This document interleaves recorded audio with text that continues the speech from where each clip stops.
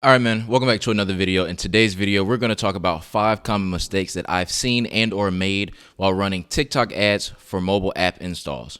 So we're going to break these into 5 categories: prioritizing quality over speed, just being patient, tracking key metrics and user behavior, which is more based around ad manager, optimizing ads based on performance, ad manager, focusing on authentic content, so making good creatives, and then continuously creating, testing, and optimizing for creatives. So I don't want to waste any time. I want to get right into it. So first thing we're going to do is talk about how you can prioritize quality over speed. Simply taking the time to do what's right, to create and initially set up any of your campaign manager and any type of optimization settings or things that you want to do for your ads. So if you want to run testing campaigns, making sure that you set up all the metrics.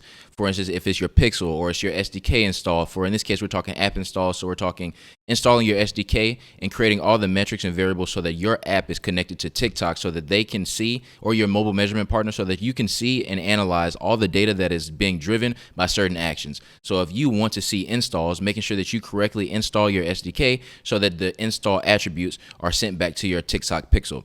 The same thing for if it's you want to see actions that your users do, creating those and implementing those variables so that when you or a user does that action and testing it correctly, so that you can see those actions being sent back to the TikTok Pixel or your mobile measurement partner. It's extremely important because if you don't do that correctly, you won't be in a position so that you can analyze data and create the adjustments or optimize for ads that are being spent or running properly, and it'll be hard to scale. So making sure that you take that initial time to set up your Pixel, set up your ad account, your mobile measurement partner, so that you can correctly identify any of the variables, attributes that are happening inside of your mobile application.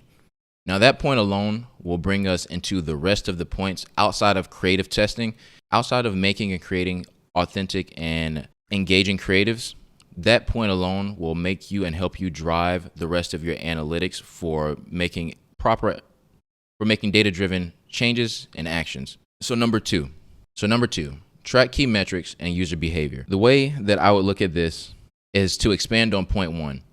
In order to, you have to understand what your goal is, your objective. And if your goal is to see installs, making sure that you are viewing installs. There are certain things that can contribute to the install analytics, for instance, your cost per click or the impressions that you have. But whatever your main objective is, make sure that you are analyzing that particular analytic or that particular KPI. So in the case of installs for mobile applications or app installs, you want to look at results being cost per acquisition or cost per install, or installs per campaign, right? So those are the things that you want to look at for this particular campaign, given that we're talking about app installs. If we're talking drop shipping or some type of e-commerce, you want to look at cost per acquisition, which is what it is for TikTok. So that means the cost to acquire a said customer costs you this amount of money, which is the same as ROAS, so return on ad spend, right? So these metrics or KPIs are really important, and you need to make sure you understand what your break even is, or what you're willing to pay to have money being spent on installs in our case. Technically, the cost per install will not have a return on ad spend. It's just more so what you're willing to spend to acquire that customer. Maybe because you know that if you get 100 customers, 2% of those people will convert into subscribers or people that pay for extra features, right? So you can identify, okay, if I spend $100 on ad spend, for instance, or if I spend set amount of money on ad spend, and I know that with 100 customers, this is how much it costs me to acquire 100 customers. And with this 100 customers, 2% of those people, so 2 people per 100 customers, are going to have an average spend within my application of $50. That means you'd break even, right? So like you spent $100 to get $100 in return, right? So what is it? You have to be able to figure out these numbers, but it all depends on what your true objective is. So number 2, just being able to identify you'll be able to identify what metrics you need to analyze so that you can make changes. Number 3, optimize ads based on performance. Now, what this really means is optimizing correctly, looking at the correct objective so that you can analyze your advertisements, your paid ads, your campaigns, so that you can properly make changes. That means cutting ads, increasing budget, duplicating campaigns so that you can scale vertically rather than horizontally. Horizontally being increasing ad spend, vertically meaning creating new campaigns and duplicating creatives or changing said things so that you can split test or X, Y, and Z, right? So optimizing ads correctly so that you can scale. Here we're looking at a campaign I have where I was running for Android users. And I want to use this as an example so you can understand why it's important to make sure you, one, going back to point number one, set up your campaigns properly so that you can analyze any data. Two, identify the correct metric or objective of your campaign. And then three, having that objective identified so that you can then be able to optimize, scale, or make any changes that are needed for your campaigns, creatives, ad groups, anything, budget, etc. So in this campaign, you have two ad groups. These two ad groups are one for US only, and the other is US, Canada, United Kingdom, and Australia. Four basically strongly English-speaking countries that I wanted to target outside of the US only. I had great cost per click, 20 cent cost per click, 35 cent cost per click on an average of 26 cent cost per click. That's great. Impressions were great, not really important, and the amount of clicks were also great. I was getting almost 725, so we'll round it up to 750 clicks on $200. And if you know, the 700 clicks are clicks to the App Store. So that's clicks to the Play Store, given they have an Android device. So that's 700 people that went to my listing on the Android store off $200. And that's pretty good, depending on what my App Store landing page looks like, what the app ratings are, the visualizations of my application. Everything can be different, right? Those can all contribute to how it will actually convert when that user or audience gets to my landing page, being the Play Store. Now, the issue here is there are zero conversions, scan, zero conversions, cost per conversion, $0, cost per scan, $0, conversion rate, 0%, conversion rate scan, 0%. Now, why is that?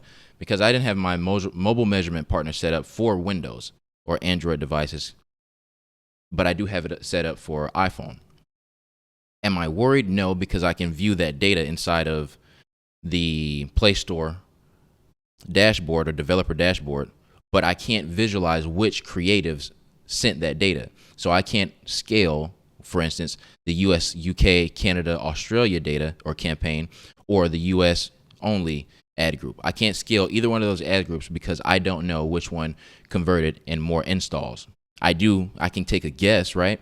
But that's not true. That's not necessarily the case, right? I can't say, oh, this one has a higher click-through rate, so this one must have had more installs, or this one had more clicks, so this one had more installs. You don't have the final data because it can skew and be variable based on how the audience or the users that interacted with that particular campaign or ad group behaved, and you don't know. So making sure that you set up everything so that you can optimize and change your ads based on what actually happened, not based on what you believe happened, because belief is absolutely nothing when you're trying to make analytical recommendations or actions.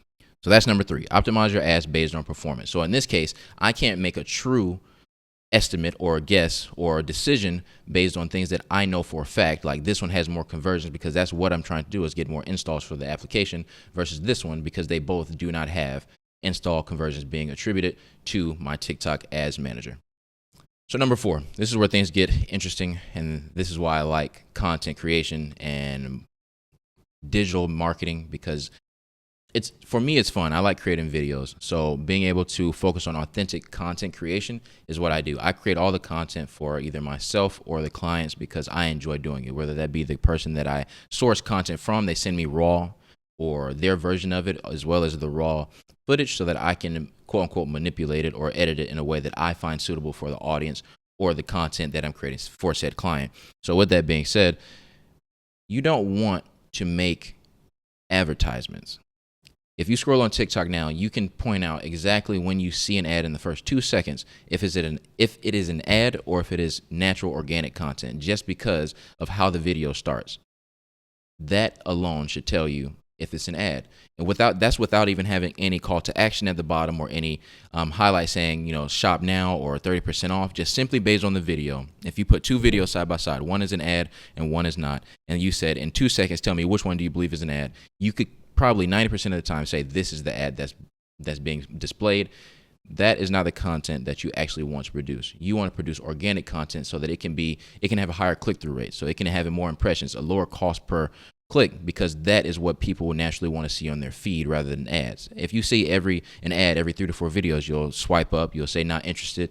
You may even leave comments, dislike the video. You can't dislike on TikTok, but you would basically try to avoid seeing the content as quick as possible, like swiping faster, whatever it may be, right? So you want to make content that is more authentic, more genuine, more original, and natural to what is going on the feed of other people. So that can be following trends, following music trends, following themes based on how the user-generated content or the content creator is making the content, whether that be how they edit the videos or jokes that they say, how they use terminology, the way they use slang.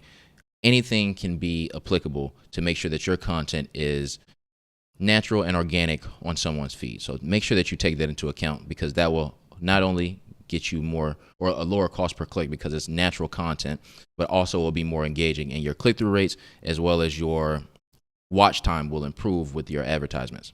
Lastly, continuously test creatives. Now take that last piece that I gave you where you're creating new creatives and you're focusing on making advertisements or content creatives that are organic. Take that and continue to test and reiterate if you have the budget that allows for that. Now, if you don't have the budget that allows for that, you may be at a point where, okay, I'm going to test this video, and this video. Maybe it's best to put it in a CBO campaign. So in that case, you have a $50 budget for, 5 videos, right?